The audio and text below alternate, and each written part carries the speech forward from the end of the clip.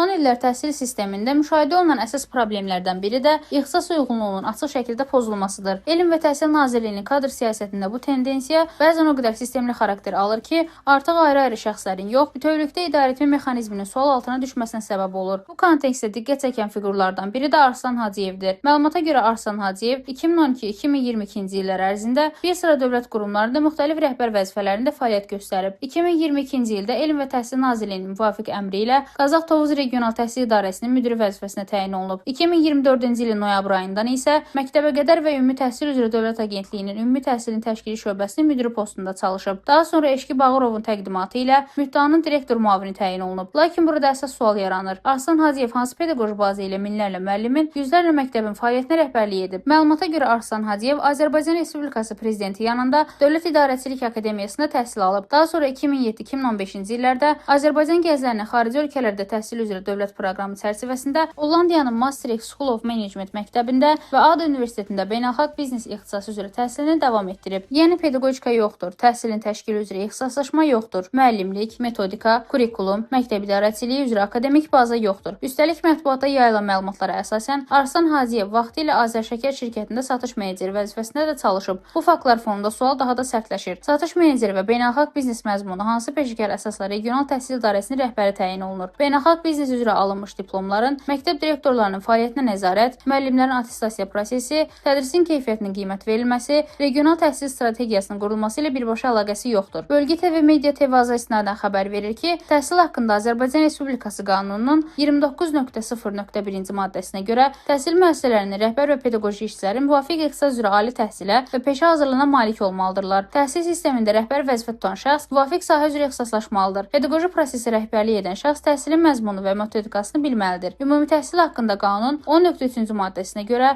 ümumi təhsil sahəsində idarə etməni pedaqoji, elmi metodiki və idarəetmə səriştəsi olan şəxslər tərəfindən həyata keçirilir. Bu üçlükdən birinin belə olmaması vəzifəyə uyğunluq prinsipini pozur. Dövlət qulluğu haqqında qanun 7.0.2 və 28.1 maddələrinə görə dövlət qulluğunda fəaliyyət vəzifənin tələblərinə uyğun peşə hazırlığı və ixtisas əsasında həyata keçirilir. Tutduğu vəzifəyə uyğun bilik və bacarıqlara malik olmalıdır. Bu halda sual yaranır. Pedaqoji təhsil olmayan şəxs ümumi təhsilin təşkili şöbəsinə hansı ixtisas uyğunluğu ilə rəhbərlik edib? Arslan Hacıyevin pedaqoji təhsili olmadan təhsil sistemində strateji rəhbər vəzifələri təyin olunması təkcə etik yox, hüquqi baxımdan da ciddi suallar doğurur. Bu suala cavab verilmədikcə, təhsil sahəsində islahatlar kağız üzərində qalmağa məhkumdur. Qarşı tərəfin cavab haqqını tanıyırıq. Rəna Rövşənqızı, Bölgə TV.